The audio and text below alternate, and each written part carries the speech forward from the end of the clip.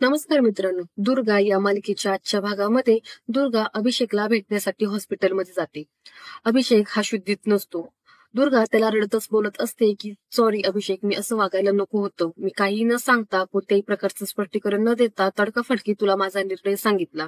याबद्दल खरंच sorry. Tu please उठ, तुला हवं ते कर, तुला रागवायचं असं तर रागव, काही शिक्षा द्यायची असेल तर ती शिक्षा दे, मी सगळ्या शिक्षा भोगायला तयार आहे, पण प्लीज आता तू उठ, मी तुझ्याशिवाय राहू शकत नाही, असं म्हणत ती रडत असते. तेवढ्यात अभिषेकला तिच्या हाताचा स्पर्श झाल्यावरती जाग येते. ती लगेच काही डॉक्टरला बोलून घेते. डॉक्टर सुद्धा येतात. डॉक्टर अभिषेकला चेक करत म्हणतात की ही इम्पॉसिबल, हे आतापर्यंत कोणत्याच गोष्टीला रिस्पॉन्ड देत नव्हते आणि आता ते शुद्धीवर येत आहेत, हे मिरॅकलच झालंय, असं म्हणत डॉक्टर म्हणतात की मी पुढची प्रोसिजरसाठी तयारी करतो, असं म्हणत डॉक्टर बाहेर जातात. अमय दुर्गाचे आभार मानतो की तू बोललीस, तू आलीस, त्याच्यामुळेच अभिषेकला जाग आली. तर दुर्गा म्हणते की मी काही केलं नाही, मी फक्त माझ्या मनातलं जे काही होतं ते बोलून मोकळी झाली. अमय म्हणतो but it's work you made for each other, तुम्ही दोघ जण एकमेकांसाठी बनलेले आहेत हे यावरून कळतं. पुढे अमय म्हणतो की घरी सुद्धा ही खुशखबर सांगायला हवी, असं म्हणून तो बाहेर जाऊन माईसाहेबांना फोन लावतो. माईसाहेबांना ही गोष्ट कळाल्यानंतर त्या सुद्धा खुश होतात. ते खंडेरायाचं आभार मानत म्हणतात की खंडेरायाची कृपा झाली, अभिषेकला जाग आली, असं म्हणून सर्वजण आता हॉस्पिटलमध्ये यायला निघतात. थोड्याच वेळात अमय आत येतो आणि तो दुर्गाला सांगतो की माईसाहेब आले आहेत. दुर्गा म्हणते मग मला लगेच निघायला हवं, मी इथं थांबलेलं त्यांना अजिबात आवडणार नाही, असं म्हणून ती निघत असते.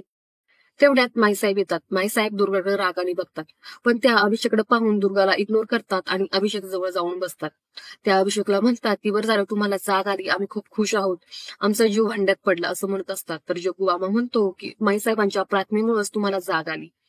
पुढे माईसाहेब जग्गूला म्हणतात की जग्गू, आम्हाला इथं बाहेरचं कुणीच नकोय, आम्हाला जरा अभिषेक सोबत बोलायचे, असं म्हटल्यावरती दुर्गा म्हणते मी येते. ती अमयला सांगते की मला जे काही अपडेट असतील, काही गरज लागली तर मला नक्की कळव. तर अभिषेकला काळजी घे असं म्हणते आणि दुर्गा तिथून निघते. पुढे माईसाहेब अभिषेकला म्हणतात की तुम्हाला जाग आली तेच खूप झालं, आता तुम्हाला बरं करण्यासाठी आम्ही काहीही करू, वाटेल तो खर्च करू आणि तुम्हाला याच्यातून बाहेर लवकरात लवकर काढू. आपण हा सगळा सेटअप घरामध्ये लावून घेऊया, म्हणजे तुम्ही कसं आमच्या डोळ्यासमोरच राहाल आणि मग आम्हाला तुमची चांगली काळजी घेता येईल, असं त्या अभिषेकला म्हणत असतात. तर जग्गू मामा म्हणतो की आपल्याला आता पुढची कामं पण बरीच राहिलेली आहेत, ती उरकून पण घ्यायची आहेत.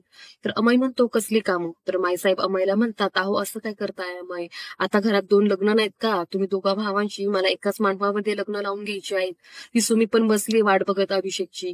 तर जग्गू मामा म्हणतो आज सुमीने खास अभिषेकसाठी सगळा स्वयंपाक केला होता, पण पार पोरीचा मूड गेला, ती हिरमुसलीये. तर बघा इथे छोट्याशा गोष्टीवरून कोणी रुसतं का? चला लवकर बरे व्हा अभिषेक आणि तुम्ही सुमीची समजूत काढा. आता तुमचं लग्न होणार आहे, मग तुम्हाला एकमेकांना सांभाळून घ्यायला नको का? ती तुमची चांगली काळजी घेईल, असं ते अभिषेकला म्हणत असतात. त्यावेळेस मात्र अभिषेक हायपर होतो, तो मोठमोठ्याने श्वास घेऊ लागतो. अमय लगेच काही जाऊन डॉक्टरांना बोलवून घेतो. डॉक्टर सुद्धा म्हणतात की तुम्हाला सांगितलं होतं की अभिषेकला मेंटली काही प्रेशर देऊ नका, त्याच्या मनाविरुद्ध काही असं बोलू नका. चला बाजूला, मी त्याला बघतो, असं म्हणून तो सगळ्यांना बाहेर काढतो डॉक्टर. तर दादासाहेब सुद्धा माईसाहेबांवरती ओरडतात की रेवतीबाई आता निघा बाहेर. माईसाहेब सुद्धा थोड्याशा टेन्शन मध्ये आलेले असतात की असं कसं झालं. त्यानंतर डॉक्टर अभिषेकला चेक करतो. तर इकडे दुर्गाला तिच्या मावस बहिणीचा म्हणजे गौरीचा फोन येतो. गौरी दुर्गाला म्हणते की ताई तू कुठे आहेस, लवकरात लवकर तुला घरी यायला जमेल का, इकडे जरा गोंधळ झालाय. तर दुर्गा घाबरते आणि दुर्गा म्हणते का आईला काही झालंय का? तर दुर्गा म्हणते आई व्यवस्थित आहे, आईला काही झालं नाहीये, पण तू प्लीज लवकर घरी ये ना, थोडीशी गडबड झालेली आहे. दुर्गा घरी आल्यावरती तिचा मामा प्रचंड रागामध्ये तिच्यावरती ओरडतो आणि म्हणतो की दुर्गा तू कुठे होतीस. तर दुर्गाचा काका म्हणतो दुर्गाला की दुर्गा आम्हाला सगळं नाईलाजाने सगळं मामाला सांगावं लागलं, त्याला अभिषेक बद्दल सगळं कळाले. दुर्गाचा मामा दुर्गाला म्हणतो की तू ज्याच्यावरती प्रेम करतेस तो अभिषेक दादासाहेबांचा मुलगा आहे, तरी सुद्धा तू त्याच्या प्रेमात पडलीस. तू आमची काळजी आहे म्हणून तू इथे आम्हाला घेऊन आलीस, मात्र तसं काही नाही, तू त्या अभिषेकसाठी आम्हाला इथे घेऊन आलेली आहेस, तू आमचा विश्वासघात केला आहेस. त्यावरती दुर्गा म्हणते की मी काही कोणाचा विश्वासघात केलेला नाही, मी जेव्हा त्याच्या प्रेमात पडले त्यावेळेस मला माहित सुद्धा नव्हतं की तो दादासाहेबांचा मुलगा आहे, आणि ज्यावेळेस मला कळालं की तो दादासाहेबांचा मुलगा आहे त्यानंतर मी त्याच्यासोबतचे सगळे संबंध तोडून टाकले होते. पण आता ऍक्सिडेंट झाल्यावरती मला काही सुचलं नाही, त्याच्यामुळे मला त्याच्याकडे परत जावं लागले. तर दुर्गाची मामी म्हणते की तू एकीकडे म्हणतेस की तुला दादासाहेबांचा बदला घ्यायचा आहे, त्याने तुझं घरचं कुटुंब उद्ध्वस्त केलेलं आहे, आणि एकीकडे तू त्याच्याच पोराच्या प्रेमात पडली आहेस.